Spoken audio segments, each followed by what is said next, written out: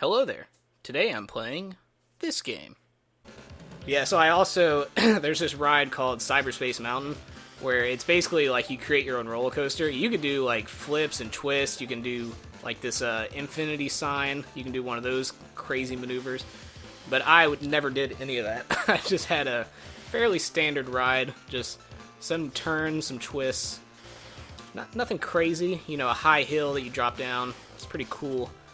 A lot of things. I did everything on the last day. I did the Pirates of the Caribbean ride, which is another cool one. You're in the ship where you have, like, I think it's 6 or 7 gunners, and then you have a pilot, or no, not a pilot, a captain. And you basically just go around destroying other pirate ships and pirate forts looking for treasure. And then you fight a giant sea monster, and then you fight, what's his face? Some skeleton man who says, "Dead man tells no tale." That guy. Whoever that is, that's who you fight at the end. And he tries to steal your treasure, and if you win, you get all of his shit, and you get to keep your own. But if you lose, he takes everything, and you just sink into the ocean. So a lot of their games had that cool aspect where you could actually lose. So it's not like scripted games. You could actually lose these games. That was what was cool about them. They still had one there called Invasion, where that one is a 4-player game. You have a pilot where you drive this, it's like a crab walker kind of thing. It's a 4-legged walker. And you drive it around trying to find these little colonists, and I think there's like 23 of them, and you're going around this alien planet fighting these cool aliens, and you have to capture all the colonists, and then once you capture them, you have to make your way to the portal, and then you get out. But yeah, it's just a lot of cool interactive stuff they had there. They had a Mighty Ducks thing where you could... That was the one that I played the least, because it's just kind of like, once you play it, you already know what's coming. You just kind of move this, you all play as hockey pucks, and you try to score them in the goal. So that one was a pretty cool one, but I never really played it that often. They also had that Star Wars Pod Racer game, which is another fun one. I always play that whenever I can. Very difficult if you play anyone other than the first easy mode. Everything else is fucking difficult. It's so hard to do. Because it's like, once you get up to a lap, I think like 3 or 4, you just start running out of, like, you have no time to do anything. Let me get you. There you go. Yeah, these Mega Man games are always difficult. I'm sure there's a lot of people out there who beat these games left and right, but I am not one of those people. I'm pretty good at games in general, but stuff like this is just not very easy. Gotta say. Ooh. God damn it. Yeah, my favorite of the Mega Man games is Mega Man 4 through 6. That franchise, well, not Mega Man 4 through 6, Mega Man X 4 through 6. A lot of cool stuff happens in those. And that's usually how it happens, where those are the ones that I grew up with, so those are the ones that I identify with the most. Like, even when I go back and play the other ones, they don't resonate as much as those for me. And it kind of stops there. I wasn't a big fan of Mega Man 7 or 8. Or Mega Man X 7 or 8, I gotta specify, because there's already a Mega Man 7 or 8. But yeah, the X versions is when they go to full 3D, and I wasn't a fan of that. Not very much.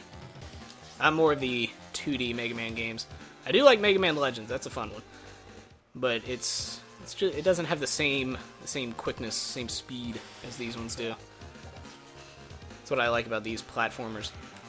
I went back and played Sonic recently. I never really grew up with Sonic. I was more of the Mega Man, and then the next one up was Mario. So those are my two there. Mario's another pain in the ass. You lose too many lives, and guess what? You're done. You gotta restart the entire game. That's what's good and frustrating about a lot of those old games. How there's like, until the Virtual Console, there were no saves. So if you're dead, you're dead. That's it. Gotta start timing my jumps better on this one. I'm just gonna stand a little closer to him. The problem is I keep double jumping, and that gives you extra height, but it also takes away a lot of your momentum when you're coming back down. So it's like you don't get enough time. Oh, now you're switching it up on me, huh? So you don't get enough time coming down to throw a counterattack. Oh shit! Still not doing very good on the timing there. It's another cool thing about Mega Man. Depending on the order you fight the bosses in, you'll have a bit of an advantage. I'll try to destroy. Okay, good. You can destroy that cloud. I'm just gonna start doing that. Ah, never mind. I'm just gonna start doing that from now on. Died right off the bat there. Alright, let's restart. I also like his animation when he's spawning back in. He's got to have his little evil flare going. Yeah, I like how this Virtual Console, they have a lot of the Game Boy Advance games, because I was wondering on how to play these on my channel, because I was going to start doing full plays of the classic games I like to play, and I bought a PS2 for that. I bought the PS2 Slim, so I could play a lot of the old PS2 games and PS1 games, but it's like, for the Game Boy Advance and portable console, how do you put that on the big screen? So this is a good way for that to happen. I'm just going to start jumping behind him when he does that. Makes it a little unfair coming in the middle. Ah, damn it. I forgot you can't shoot straight down. No, jump, jump. Yeah, I was going to try to shoot straight down on him. Oh my god, I hate that cloud so much. So that'll be good, because games like Mega Man Battle Network, I love those games. Mega Man Zero is one of my favorite Mega Man series ever. Metroid Fusion, not a Mega Man game, but it was another one that I played non-stop. I was more of a portable gamer as a kid. I played a lot of console games like Halo and... what are some other old ones that I used to play back then? Halo is one of the biggest. I always played Halo 2, and then when Halo 3 came out, God, I don't think there's a game that I've played more hours on than Halo 3. I was just doing custom games and matchmaking constantly. Especially the infection modes. I made like... I don't know how many maps I made, like 30 or 40. I just made custom maps non-stop. I made like test track maps where you would race around. And those are still fun. I've played some of those recently. I was a bit of a good level designer, I gotta say. And then I made some zombie maps where a lot of them worked kind of like Left 4 Dead, where you have this, you have a path that you have to take, and if you get to the end of the path, you're invincible, because it's like there's areas where the zombies can't get to. So it's like if you make it all the way through, you can pretty much win. The zombies can't get you now. So that was always interesting. Oh god, I hate that cloud so much. He always comes at the worst fucking times. Yeah, you can't double jump over it either. He's got you hooked. Oh my god. Oh my god. I'm sure that was all my lives there, yep. Well, it's time to restart that again. Ooh, I'm actually speedrunning pretty well there. I just jumped over half the people. I think that's what I'm going to start doing from now on. Just going to try to speed through these early stages. Once I figure out how to play through it the first time, I'm just going to make the next runs way quicker. So yeah, Halo's good stuff. Good stuff going on in Halo. Oh shit. Yeah, this is pretty much like this is like a podcast here. I'm not even really talking about the game. You know what? I'm gonna keep it going. So yeah, what does alright, I'm dead. What does everyone else play? Everyone watching this video, all 30 of you. What do you guys play? Another one coming up, and this is gonna be on the 3DS, so I don't think I can record it. Oh shit. Oh god. But it is Pokemon Silver and Gold, or Gold and Silver, as it were. I always played the Silver version, so I put that one first. That is still, to this day, my favorite Pokemon game, Pokemon Silver. Because I never really played Crystal, but I heard Crystal was like the upgraded version. But even still, Silver, I played Red when it first came out, and that was the first version I got was Pokemon Red, and then we got Yellow after that. But damn, Silver, that just opened my mind to these crazy possibilities. Still to this day, the only Pokemon game that lets you go to 2 different regions. And not only that, you can play through the entire region. So it's like you get your 8 gym badges, and then I think it's maybe after you beat the Elite Four or maybe before. I can't remember which one it is. But yeah, you just go to a whole new region. It just blew my mind because I played the Kanto region in the first one. I was like, this is great. And then I played the Johto region and I was blown away. And at the end, they're like, hey, remember that cool region from the first game? Here it is again! And there's some new story changes to it. Go nuts. They pretty much have everything, I think, except for the Safari. The Safari is the only one they took out. So it's like, aside from that, you pretty much have the entire region to explore again. And that was just insane. Oh boy. Because as much as I liked the first one, if you went back and played it when it was on the Virtual Console, there's a lot that's kind of missing, where with only 151 Pokemon, you're kind of limited to... Oh, that's another thing. Let me bring that up.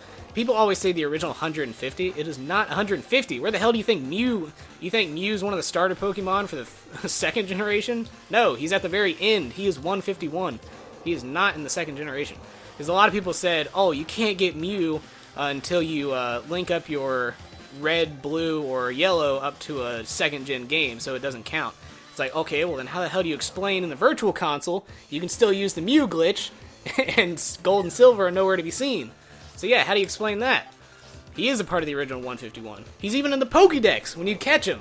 He shows up in the Pokédex as 151, and he has like a bio and everything. So it's like, let's just get that off the record right there. He is one of the originals. Alright, we got that out of the way. We're all good. Moving on. So it's cool that basically the second generation had up to 251, so it added a smooth 100 to the roster. So what's good about that is the original game, you can make a pretty decent team, but there aren't very many team options you can make given the Pokemon you have. Because there's maybe like 12 or 15 Pokemon that are really just top-notch that you can use in a team that you can get all the way through the game with and just dominate the Elite Four.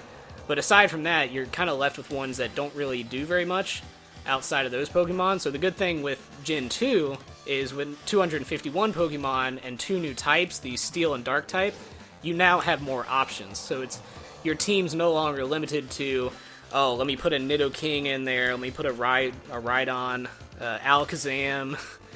So it's like a lot of those Pokemon. Scyther's pretty good, although he has a pretty devastating weakness. I also like Scizor, so he's another good addition to Gen 2. But yeah, they add more options, which is nice. Oh boy, gotta get out of there, gotta go fast. So it's just, that's one of the many changes that I liked with the Johto region. There's just so much more to do as well. I mean, on top of the 16 badges that you get to collect, you have the fight with Red at the end, you have just all these, you have the Red Gyarados in the lake, the introduction to shiny Pokemon, which for the longest time, I didn't even know it was a shiny Pokemon. I just thought he was just a rare, like, one-time Pokemon. I didn't realize until about Gen 4 when I caught a Tentacool. That was the first shiny, and the only shiny I've ever caught in the wild. I've gotten a few from trades and breeding, but that was the first one that I was just in the wild and I caught one. That was in Gen 4 in Diamond. I remember the exact city I got it in. It was the one where, I can't remember the name of it, but it's where you get Darkrai, where you can do the event for that, where it takes you to New Moon Island. You basically go to sleep in this, like, it's like a motel or something like that, and then you wake up on New Moon Island. Now, that one I did have to cheat for. I used an action replay. It was one of those things where it's an event that you can only get at special locations, and I was like, well, you know, I missed the mark on that. So I got Shaman, Darkrai, and who's that other one? Arceus. I got all those events from the action replay, so it was a nice little addition to the game. And they added new areas too, which was cool. It's not like they just said, here's some new Pokemon. They added a new area for everyone. And you could even look on the map after you did the events, and you could see all of them. Except for Arceus, because Arceus, he just has an area above. It's called like the Rift of Time or Temple of Time. I can't remember what the name of it is, but it's where you get Palkia and Dialga.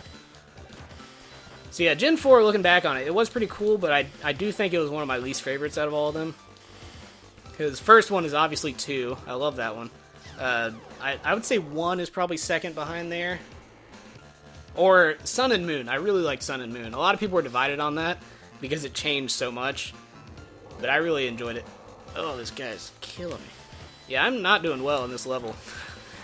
I don't know how much I'm going to cut down, but I'm at like 30 minutes on the capture here. This is the first time I've played this game in a while. So it's not a bit of a learning curve getting back into it. I'm just going to try to get as much damage during that phase as possible. Oh, alright, now I'm trapped in the corner here. Probably should have waited until after his move was done. Come on. Just a little bit more. I'm pretty sure I've got him close. There we go. Huzzah. I think I only have 1 life left. I do not know how to check that, so I guess we'll just throw caution to the wind here. Hopefully I can find a spare life laying around. Take that guy out. Oh, shit. Yeah, another game that'd be cool to add, I don't know if they would though, is that they had like a pod racing game for the Game Boy. The original, the Game Boy Color actually, not the original. But it was pretty sweet. It was one of those games that had the Rumble Pack on it, like Pokemon Pinball. Which is another one they need to add. They have, damn, what is it, Ruby and Sapphire Pinball, but they don't have the original Pokemon Pinball. I had to get that on an emulator for my phone. Which I normally don't like using the emulators, because I know a lot of people do it because it's free. But I usually, if there's an option to buy it, I'll always pick the option to buy it. Same thing with music and everything. If there's a game that came out or music, I'll buy it from a store. I like to do things officially. Especially since I make money from a lot of stuff like that, so it's kind of hypocritical if I were to make money off things I didn't pay for. Like this one, I could have played a while ago if I emulated it, but I would rather go through the official, the Wii U what is this called? Virtual Console. So it's good when they do stuff like that. Like Pokemon Silver, I had to emulate that one too because I didn't know if they'd be making it. And then they announced, I guess a few months ago, that they're going to be putting it on the Virtual Store. So now I can save my progress on the emulator and just stop playing that and just wait until November comes around. Then I can finally play some Silver again. Oh shit. Oh, not good. Not. Oh my god, I landed on his head. Oh boy, we're going to be here a while.